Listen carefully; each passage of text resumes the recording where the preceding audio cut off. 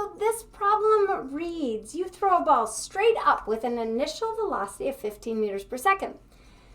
It passes a tree branch on the way up at a height of 7 meters, so 7 meters above where you threw it. How much additional time does it need to pass the tree branch on the way back down? So it goes up, comes back down. How much time between when it passes that branch on the way up to when it passes the branch on the way down? All right, so we're interested in this object's motion, the object being that ball you throw up. And to solve this problem, we need to know how much time it takes for it to hit the tree branch on the way up. And we also need to know how much time it takes to hit the tree branch on the way down. So let's start with on the way up and see where it leads us. So our initial condition is when we throw the ball, when it leaves our hand. Our final condition is when it reaches the tree branch. All right. So here's our ball. Let's say we throw it at position x equal to 0. So our initial position, well, that's 0. Our final position, well, when it reaches the branch, 7 meters. Our initial velocity says we throw that ball at 15 meters per second. Our final velocity, well, we don't know. It's not given in the problem. What about our acceleration? Well, it's released from my hand, so this is a case of free fall. So the acceleration is a 9.8 meters per second squared. And we don't know how long it takes. In fact, that's what we're interested in. We need to know how long it takes to reach that branch so we can figure out how long it takes to reach it again and take the difference between those two. So we're interested in the time. Now I have both initial final velocity positions and initial velocity. So the equation that relates position, which also has time in it, is going to be the most useful. So I have 7 is equal to 0 plus 15t plus 1/2 negative 9.8 t squared. All right, well, I'm going to rearrange this a little bit. We're going to bring 7 over to this side, and we'll have 0 is equal to, and I'm going to just do a little rearranging, 4.9 t squared. 1/2 times negative 9.8 is negative 4.9 plus 15t minus 7. Now this is a quadratic equation in the form that maybe we're most familiar with. That's why I did a little rearranging. So if we remember our quadratic, it's opposite of b plus or minus the square root of b squared minus 4 times a times c, all divided by 2a.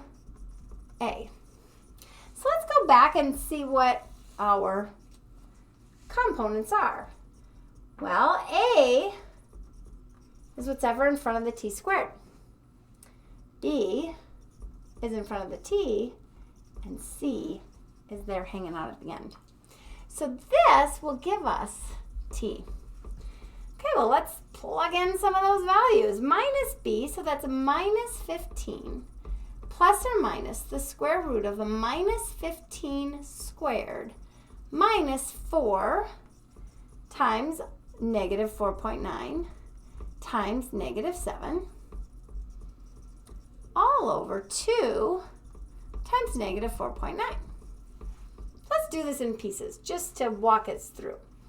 When we have minus 15 plus or minus the square root of, well, negative 15 squared is 225. So minus 4 times negative 4.9 times negative 7. So 4 times minus 4.9 times minus 7 gives us 137.2. All over negative 9.8. So 2 times negative 4.9. So we end up with minus 15 plus or minus the square root of 225 minus 137.2. And that is the square root of 87.8. All over negative 9.8. Remember, this is what t equals. So this is equal to negative 15 plus or minus the square root of 87.8 is 9.37 all over negative 9.8 is equal to t. Well, it tells us t has two solutions, one where I add 9.37 and one where I subtract it. So t is going to equal, let's do it where I add, negative 15 plus 9.37 divided by negative 9.8. That gives us 0.57 seconds. What about when I subtract it? Negative 15 minus 9.37. Oops, got an error. Negative 15 minus 9.37 divided by negative 9.8. That gives us 2.5, 2.49 seconds. I'm just going to check that one because I did have that small slip up. So minus 15 minus 9.37. I did it again apparently. Minus 15 minus 9.37 divided by minus 9.8, 2.49. So I have two positive values for time. All right, sometimes we don't get two positive values for time. We get a positive and a negative, and we toss that negative out because it can't have negative time. But what does two positive values mean? Let's go back to our initial and final condition. We said this is when we throw the ball and when it reaches the branch. Now, I alluded to that's on the way up, which one of these times represents, but it also reaches the branch on the way down. It reaches 7 meters twice, once at 0.57 seconds and another at 2.49 seconds. So these are the two times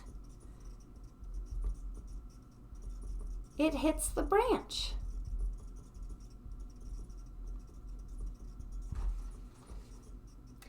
So I have both times in one fell swoop. And the difference between those two times is going to be how much more time is needed for it to hit the branch on the way down. So the time up is equal to 0.5 seconds. The time that it hits the branch on the way down is equal to 2.49 seconds. So the change in time, which is how much more time I need, is 2.49 minus 0.57, or 1.92 seconds to go past branch again.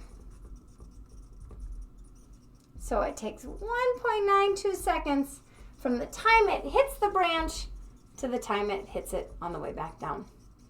So again, identifying what we want to know, and now the beauty of this problem is we can recognize that these two times mean something physically.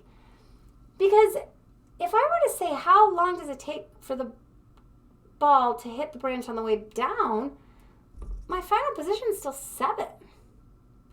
So we recognize that those two solutions are meaningful. One for the way up, one for the way down. All right, good job.